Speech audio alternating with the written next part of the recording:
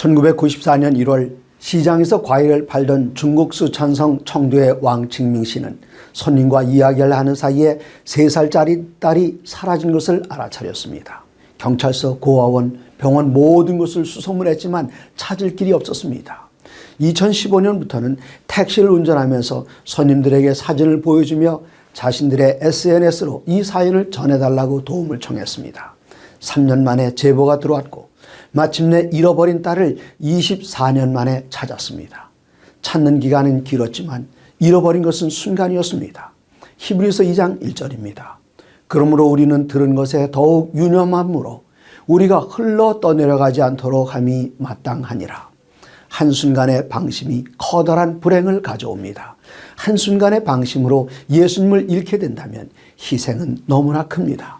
매 순간 하나님의 모든 말씀으로 사시기 바랍니다.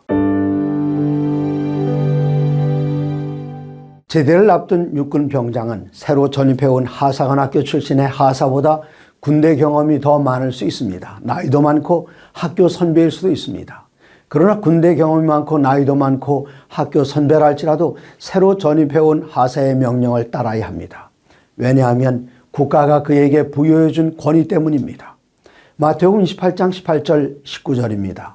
예수께서 나와 말씀하여 이르시되 하늘과 땅의 모든 권세를 내게 주셨으니 그러므로 너희는 가서 모든 민족을 제자로 삼아. 나보다 한 계급 위인 하사의 명령도 순종해야 합니다. 하늘과 땅의 모든 권세를 가진 주님께서 명령하십니다. 그러므로 너희는 가서 모든 민족을 제자로 삼으라고 하십니다. 내가 갈 수 없다면 다른 분들을 보내는 일을 도울 수 있습니다. 하나님의 모든 말씀으로 사시기 바랍니다.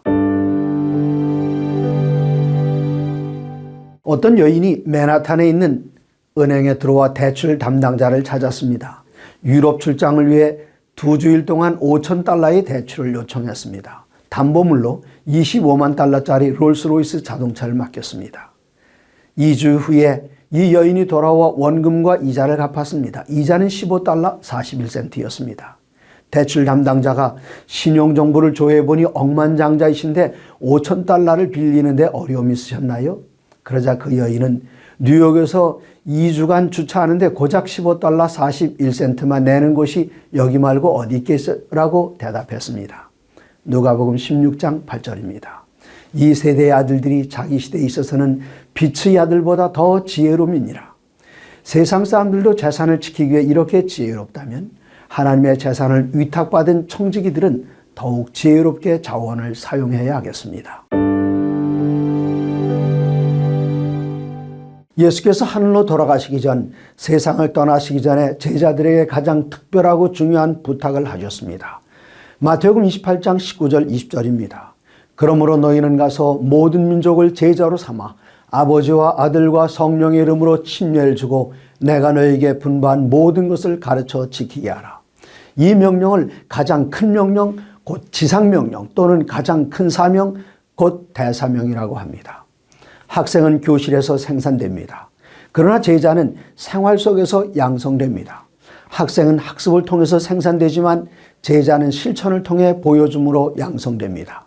학생은 과정을 마치면 시험을 치르고 수료합니다. 그러나 제자는 배운 것을 평생 실천하여 다른 제자들을 양성해내야 합니다. 천국은 제자 양성을 통해서 확장되고 이루어집니다. 하나님의 모든 말씀으로 사시기 바랍니다. 성경에서 사람이 먹을 수 있는 음식에는 2가지 종류가 있습니다. 창조된 음식과 허락된 음식입니다. 레위기 11장에는 먹을 수 있도록 허락된 음식물이 있습니다. 굽이 갈라지고 되새김질하는 짐승과 비늘과 진우미를 가진 어류입니다. 이런 식품은 노아 홍수 후에 지상의 모든 식물이 물에 휩쓸려 내려가 식품을 구할 수 없을 때 한시적으로 허락된 음식입니다. 비록 다른 식물을 구할 수 없어 한시적으로 주시긴 했지만 가장 좋은 식품은 아니기에 다시 하나님께서 창조하신 식품으로 돌아가야 할 때가 됐습니다. 시편 84편 11절입니다. 여호와께서 은혜와 영화를 주시며 정직하게 행하는 자에게 좋은 것을 아끼지 아니하실 것임이니라. 인류를 사랑하셔서 아들까지 내어주신 하나님은 인간에게 가장 좋은 식품으로 먹이기를 원하십니다. 저를 아는 분들은 업무 특성상 자주 해외 출장을 나가야 하는 제가 성지를 순례했을 것이라고 생각하지만 제가 처음으로 예루살렘을 방문한 것은 환갑이 훨씬 넘어서였습니다. 예수님을 못 박아 죽인 사람들이 사는 예루살렘이 어떻게 성지가 되겠는가 하는 생각 때문이었습니다. 그때까지 제 마음속의 성지는 선교사들이 섬기는 선교지였습니다. 마태복음 28장 20절입니다. 볼지어다 내가 세상 끝날까지 너희와 항상 함께 있으리라.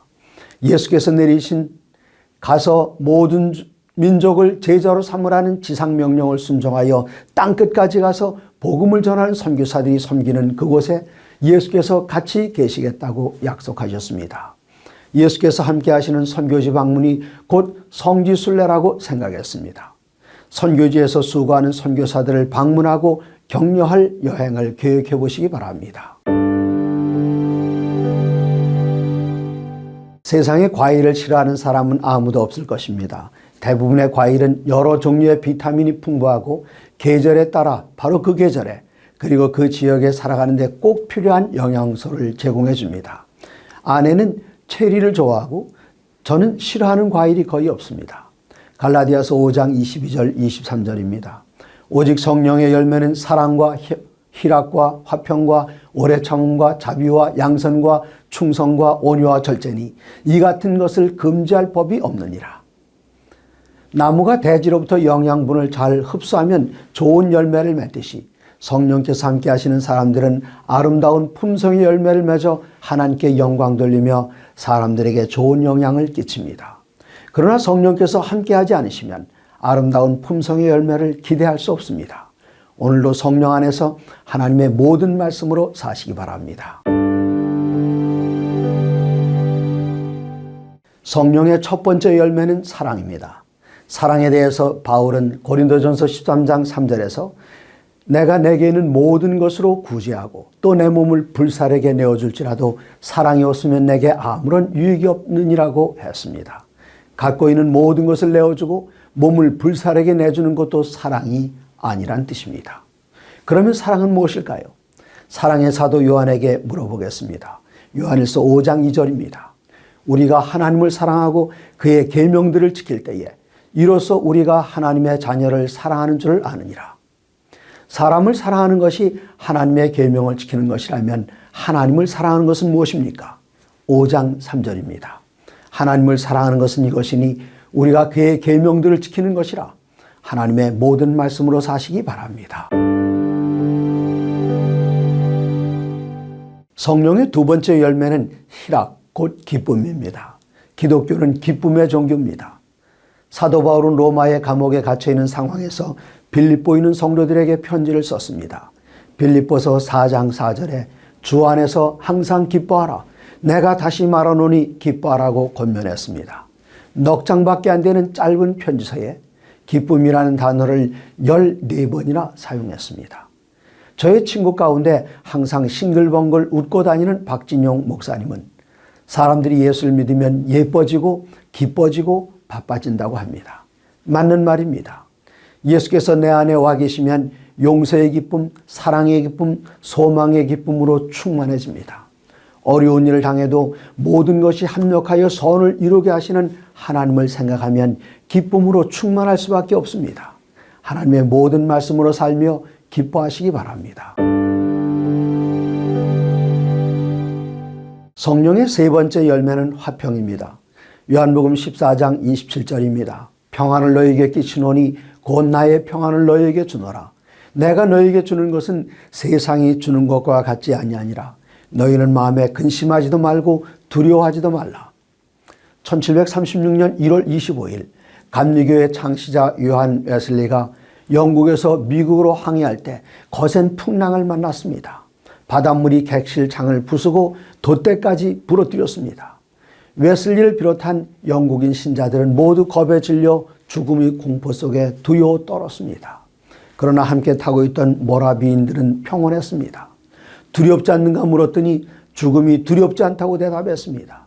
죽고 사는 것이 하나님의 손에 달렸고 죽더라도 부활의 확신이 있었기 때문이었습니다. 하나님의 모든 말씀으로 마음에 화평이 있으시기 바랍니다.